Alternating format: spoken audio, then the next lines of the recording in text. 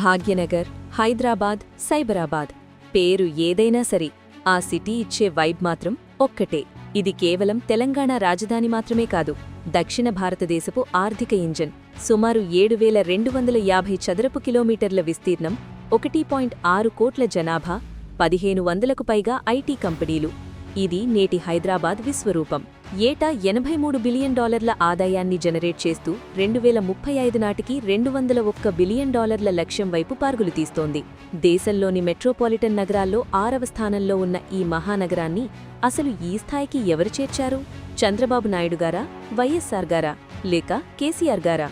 ఈ ప్రశ్న వెనక ఉన్న అసలు నిజం ఏ ఒక్కరిదో కాదు, దశాబ్దాల కాలంగా ఒక్కో నాయకుడు పేర్చిన అభివృద్ధి ఇటుకల ఫలితమిది. 1995 నుండి 2004 హైదరాబాద్ చరిత్రలో ఒక టర్నింగ్ పాయింట్. అప్పటి వరకు కేవలం ప్రభుత్వ కార్యాలయాలకు నిలయంగా ఉన్న హైదరాబాద్ను వరల్డ్ ఐటీ మ్యాప్లో నిలబెట్టిన ఘనత చంద్రబాబు నాయుడు గారిది. Bye bye Bengaluru, hello Hyderabad అనే నినాదంతో ఆయన అడుగులు వేశారు. బిల్ గేట్స్ ఢిల్లీకి వచ్చినప్పుడు కేవలం 10 నిమిషాల అపాయింట్మెంట్ అడిగి తన విజన్తో ఆయన్ని 45 నిమిషాల పాటు కట్టిపడేశారు. ఫలితమే అమెరికా వెలుపల మైక్రోసాఫ్ట్ తన తొలి సెంటర్ను హైదరాబాద్లో ఏర్పాటు చేసింది. ఆ తర్వాత ఒరాకిల్, ఐబీఎం, డెలాయిట్ వంటి దిగ్గజాలు క్యూ కట్టాయి. సైబరాబాద్ అనే కొత్త లోకాన్ని సృష్టించి హైటెక్ సిటీ, సైబర్ టవర్స్ నిర్మించి ఐటీ విప్లవానికి నాంది పలికారు. ఫార్మా రంగం కోసం జినోమ్ వ్యాలీని, అంతర్జాతీయ కనెక్టివిటీ కోసం ఔటర్ రింగ్ రోడ్ ప్లానింగ్ను ఆయనే మొదలుపెట్టారు. 2004లో అధికారంలోకి వచ్చిన వైఎస్ఆర్ గారు అభివృద్ధిని క్షేత్రస్థాయికి తీసుకెళ్లారు. కేవలం 175 చదరపు కిలోమీటర్లు ఉన్న హైదరాబాద్ మున్సిపాలిటీని 12 మున్సిపాలిటీలతో కలిపి 625 చదరపు కిలోమీటర్ల గ్రేటర్ హైదరాబాద్గా మార్చి నగరాన్ని విస్తరించారు.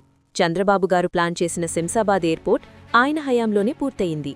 దాన్ని సిటీకి అనుసంధానిస్తూ పివి నరసింహారావు ఎక్స్ప్రెస్వేను నిర్మించారు.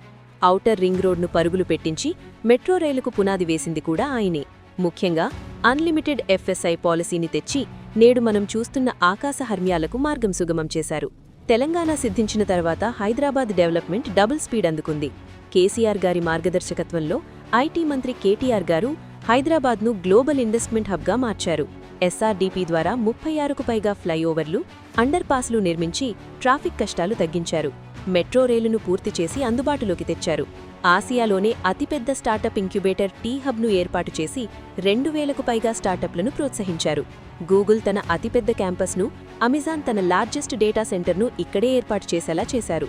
క్వాల్కామ్, ఫాక్స్కాన్, మైక్రోసాఫ్ట్ డేటా సెంటర్లు ఇలా చెప్పుకుంటూ పోతే హైదరాబాద్ ఇప్పుడు గ్లోబల్ టెక్నాలజీకి కేర్ ఆఫ్ అడ్రస్. 24 గంటల పవర్ సప్లై, మిషన్ భగీరథ నీళ్లు, ఇలా సిటీ మౌలిక స్వరూపాన్నే మార్చేశారు. అభివృద్ధికి అసలైన కొలమానం ప్రజల సంపాదన.